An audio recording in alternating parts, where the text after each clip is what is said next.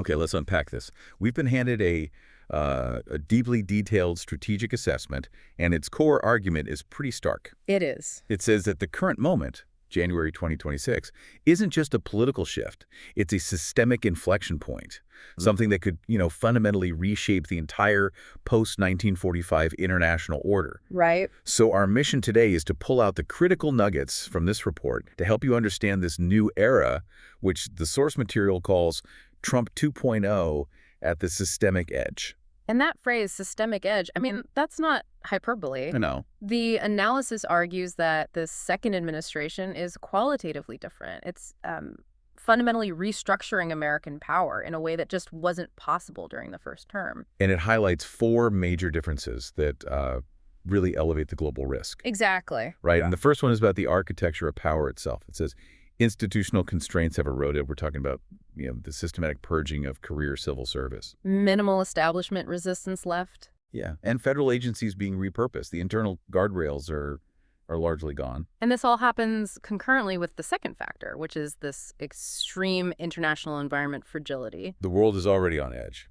Completely. Global vulnerabilities have just compounded. We've got fatigue from the Ukraine conflict, severe Middle East escalation risks, and internal distrust within NATO is at a breaking point. The system is already stressed. And then you bring it home, and there's this growing legitimacy deficit. That's the third point. Right. The report points to proliferating constitutional conflicts, the politicization of law enforcement, and these huge federal-state clashes over things like immigration and state funding.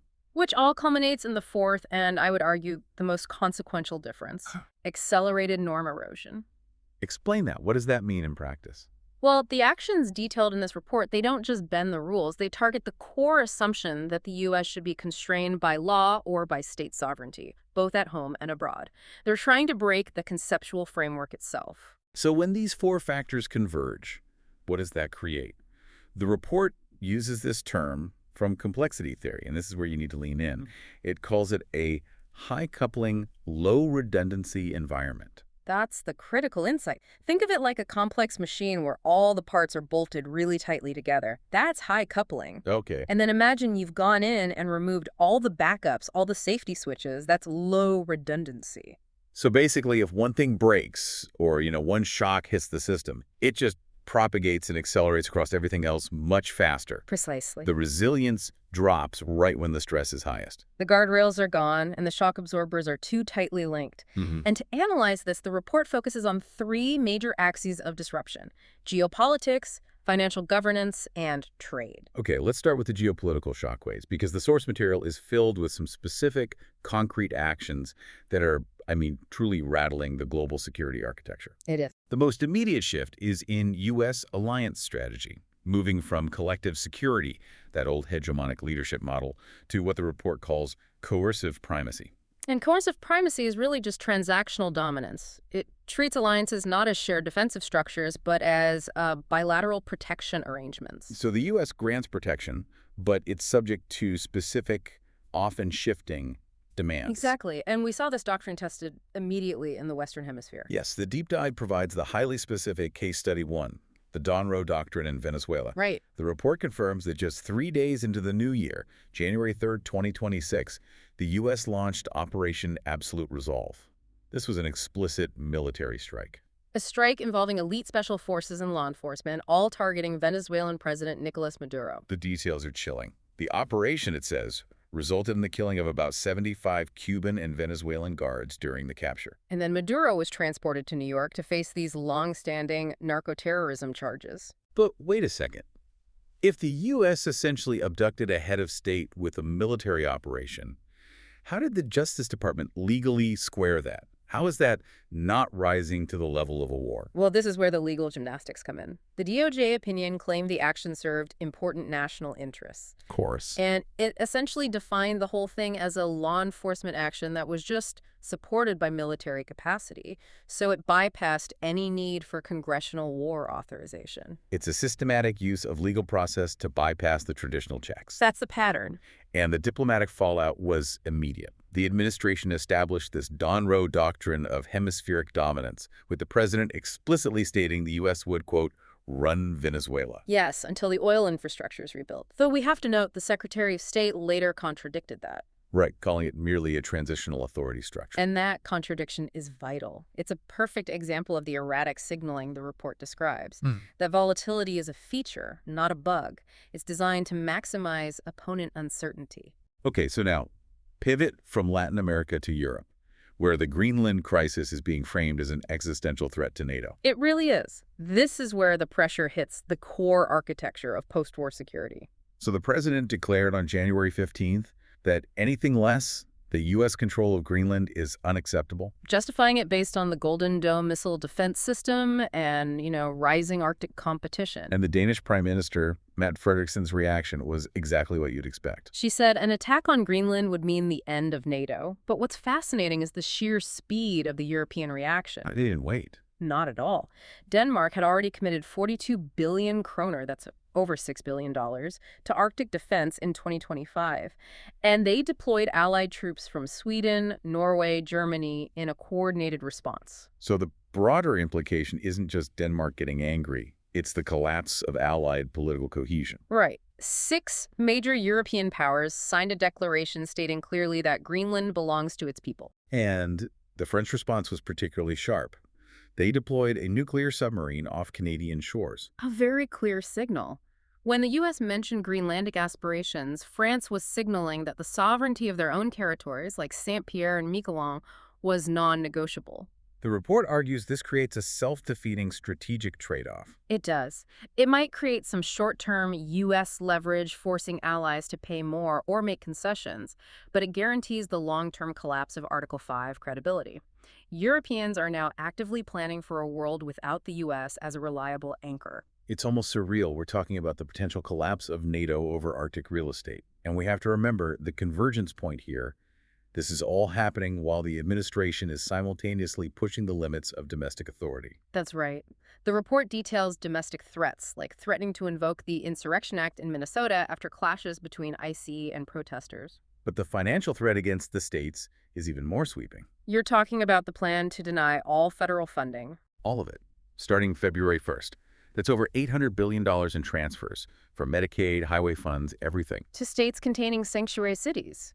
And the source material is pretty clear that legal precedent suggests this kind of blanket financial coercion just exceeds presidential authority. The strategy is maximum pressure, both geopolitical and domestic, testing all the institutions at once.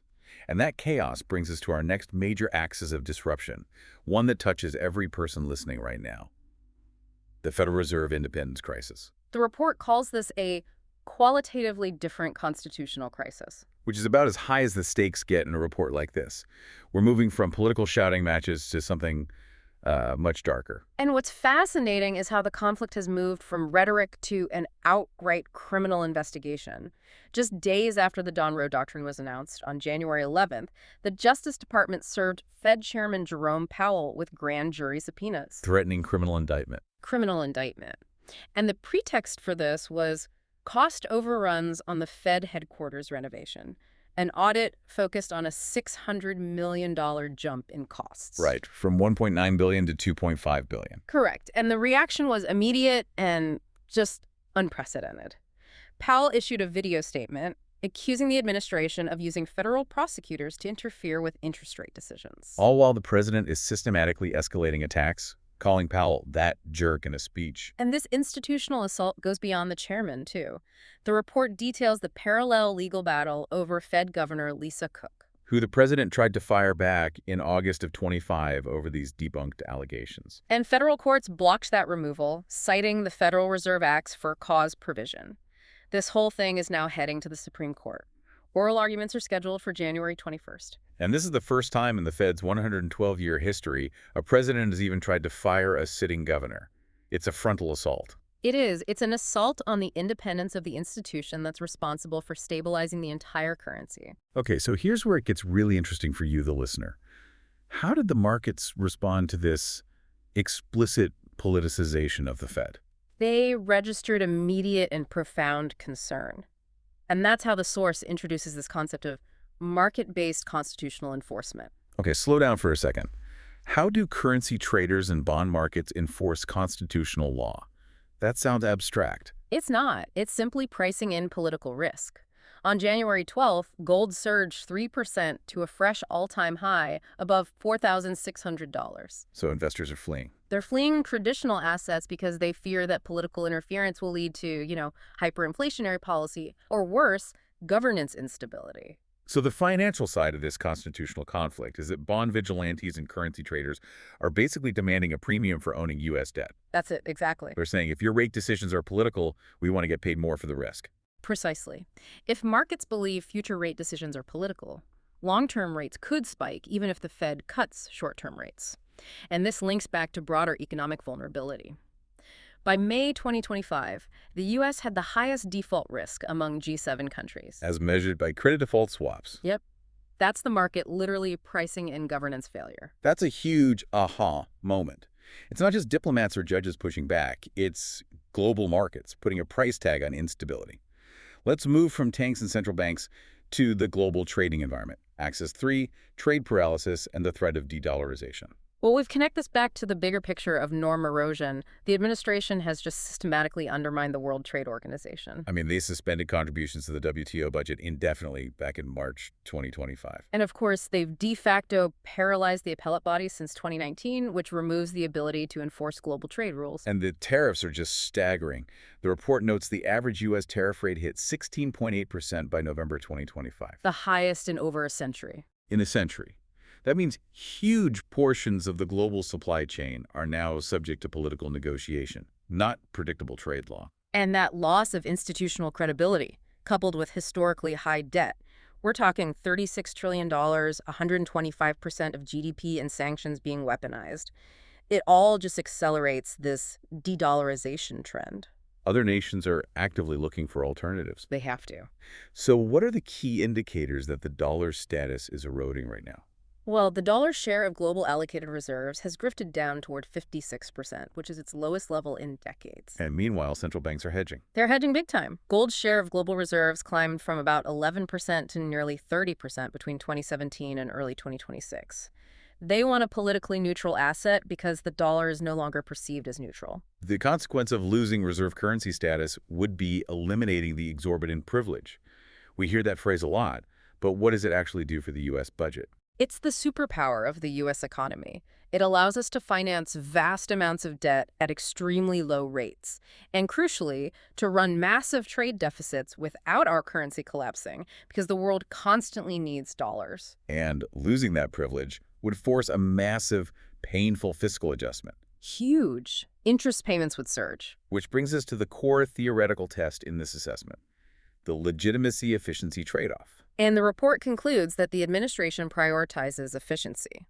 That is, rapid, personalized decision-making over legitimacy, which is legal process, consultation, and institutional consensus. So it creates short-term agility. They can, abduct a foreign president or threaten the Fed chairman tomorrow. Right. But it creates long-term compliance problems. It's spending legitimacy capital that was accumulated over 75 years at an unprecedented pace.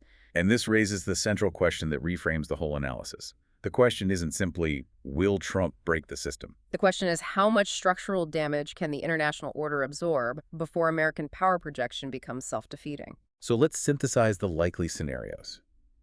The report assesses the hybrid scenario as the most likely outcome, assigning it a 40% probability.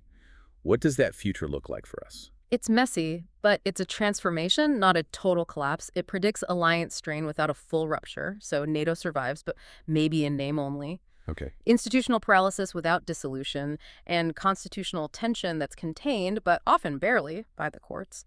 The U.S.-led liberal order just transforms into a looser concert of powers. The order demonstrates what it calls adaptive resilience. Yes. So if the U.S. stops doing its job, other powers create parallel security structures and regional trade blocs rather than the whole system just collapsing into anarchy. Exactly. But the report warns about the most dangerous outcome, and it's not direct aggression from a rival. It's miscalculation. It's miscalculation. The erratic signaling from the U.S., the contradictions, the sudden reversals, it maximizes the risk that powers like Russia or China misread American red lines.